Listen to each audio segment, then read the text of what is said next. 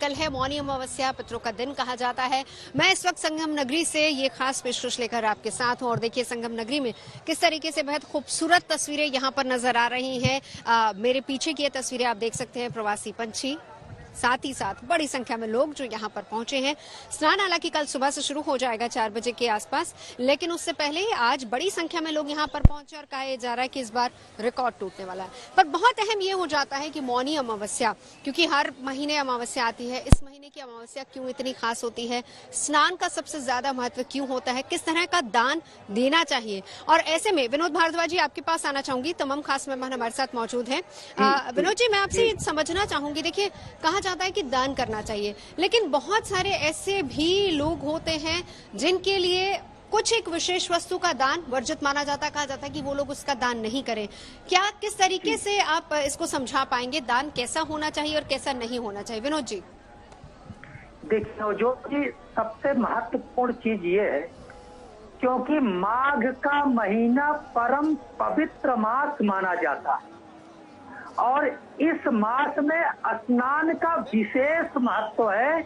ऐसा शास्त्रों में कहा गया है, स्नान करने से पूरे साल तक पवित्रता व्याप्त रहती है, लेकिन वाणी की पवित्रता और मन की पवित्रता दोनों मौनी अमावस्या के दिन ही प्राप्त होती है। इसलिए क्योंकि वाणी जो होती है वो मौन व्रत रखने से शुद्ध होती है। और ये जो अमावस्या होती है, माघ की अमावस्या, क्योंकि माघ को परम पवित्र मास माना जाता है, अमृत के कण वाला मास माना जाता है, और प्रयाग में तो कल्पवासी अपने जीवन में सब सुख और मोक्ष पाने के लिए गंगा जी की रेणुका में रह करके स्नान करके अपने जीवन को तृप्त करने के लिए कल्पवास करते हैं। तो इस अमावस्या में यदि प्रातः काल मौन रह करके स्नान करें और स्नान के बाद काले तिल का दान सबके लिए कहा गया है। अच्छा, स्नान के बाद यदि काले तिल का बिल्कुल काले तिल के दान का जिक्र आपने किया। जेपी जी, यही सवाल मैं आपसे आपके पास आना चाहूंगी। जेपी जी भी हमारे साथ है। जेपी जी, आपसे समझना चाहूंगी कि दान कितना होना चाहिए, उसमें क्या क्या वस्तुएं होनी चाहिए और क्या कुछ ऐसी वस्तुएं भी होती हैं कि जिसका दान नहीं किया जाना चाहिए। अगर मैं इसको आप चाहें तो इसको राशि के हिसाब से भी हमें बता सकते हैं। देखिए, दान का महत्व तो हमेशा ही बहुत महत्व रहा गया है, पर देखिए एक कहावत भी कही जाती है, दहे सहे तो स्नान और घर सहे तो दान। आपकी अगर स्थिति है, जितनी आपकी मनोरथ और आपकी पॉकेट अलाउ करती है, आप उतना दान कर सकते हैं। अब तिल के लड्डू कोई व्यक्ति दान नहीं कर सकता, तो मुट्ठी भर तिल दान कर दे तो भी चलेगा, पर श्रद्धा, निष्ठा, विश्वास के साथ। और साथ में इस दिन के साथ में एक चीज और जोड़ दूं कि इस दिन कुछ चीजों का निषेध भी होता है, उसका भी ध्यान रखें कि सात्विक भोजन करें, तामसिक भोजन ना करें, लहसुन प्याज को ना लें तो बहुत अच्छा है, बैंगन ना खाएं, मसूर की दाल ना खाएं, ये सारी चीजें इस दिन निषेध होती हैं। और तब उसके बाद आप तर्पण करके और फिर जाकर आप दान करें तो बहुत महत्तम माना गया है। और सूर्यास्त से पहले पहले दान कर लें तो बहुत अच्छा होगा।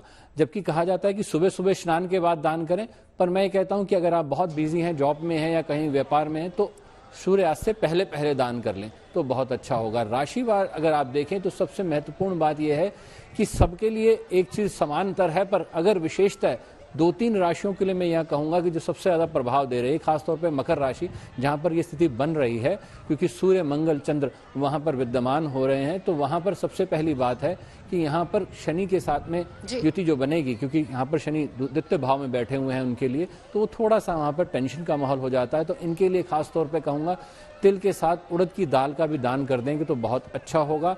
और खास तौर पे बाकी लोग जो हैं वह अगर तर्पण में जो भी अपने दे सकते हैं, साबुत 7 अनाज 1.25 किलो आप वो भी दे सकते हैं, जल प्रवाह कर सकते हैं, आप किसी मांगने वाले को दे सकते हैं, अंध विद्यालय में दे सकते हैं, तो जहां आपकी समर्था वहां पर आप ये दान कर सकते हैं। बिल्कुल जी जी जी। चलिए, नंदिता जी हमारे साथ है। नंदिता जी, दान की बात हमने कर ली अपने दोनों ज्योतिषाचार्य से। मैं आपसे समझना चाहूंगी कौन से ऐसे बड़े योग हैं जो इस बार बन रहे हैं और उससे क्या कुछ बदलने वाला है, किस किस को उससे फायदा होगा? जी, देखिए बहुत सारे आज सबसे पहले तो सर्वार्थ सिद्ध योग है। उसके नाम से ही आप सोचें कि सब चीज़ों की सिद्धि करने वाला योग सर्वार्थ सिद्ध योग है। और इस समय जो प्लैनेटरी मूवमेंट्स है, आप देखिए शनि अपनी मूल त्रिकोण राशि में बैठ करके शश नामक महापुरुष योग बना रहे हैं। मंगल बहुत दिग्बली स्थिति में है। हंस नामक राजयोग बन रहा है क्योंकि बृहस्पति जो है चंद्रमा की परिधि में केंद्र में आ जाते हैं। तो इस तरह बुध आदित्य योग बन रहा है। ये बहुत सारे सुंदर योग बन रहे हैं, मालवीय योग बन रहा है।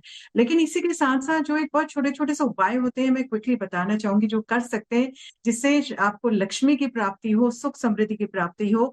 तो आपने सबसे पहले क्या करना है, आज के दिन यानी कि मौनी अमावस्या के दिन, यानी कि कल के दिन आपने दाहिनी शंख लेना है। दाहिनी शंख में थोड़ा सा चावल में आपने केसर मिलाना है, उसको भर करके आप लक्ष्मी नारायण जी के सामने रखते हैं अपने घर के मंदिर में, और नारायण को एक हल्दी चढ़ा दें।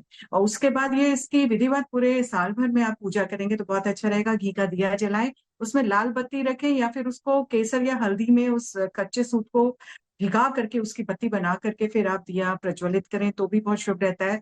तुलसी जी के सामने भी घी का दीपक एक अवश्य जलाएं आज के दिन, तो भी आपके घर पे लक्ष्मी का वास अवश्य रहेगा।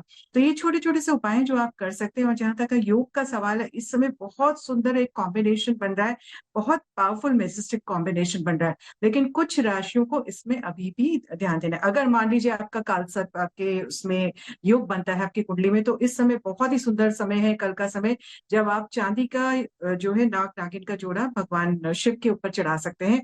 या फिर एक जटा वाला नारियल आप लें जो जिसके अंदर पानी भरा होता है, और आपने क्या करना है, अपने पांव से लेकर सर तक की लंबाई का काला धागा लेना है, उसको बांधना है और उससे अपने एंटी क्लॉकवाइज यानी कि अपनी बाईं तरफ से दाईं तरफ में घुमाते हुए 7 बार यानी कि 7 चक्रों को क्लीन करते हैं इससे।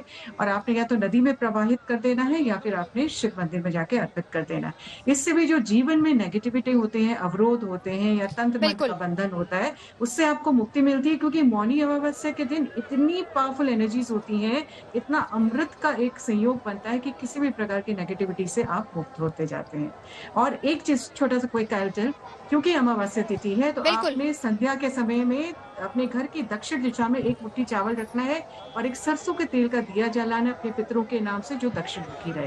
तो इस चीज का अवश्य ध्यान रखें, अपने पितरों के लिए दान पुण्य अवश्य करें, बहुत शुभ रहता है। ऐसे सुंदर जी दिन नहीं आ सकता क्योंकि आपका किया हुआ दान चलिए, आपके संजीव जी पिछली भी सात हमारे पीढ़ी साथ है, को नंदिता और जी आने आगे भी वाली आपसे 7 पीढ़ी जानेंगे। को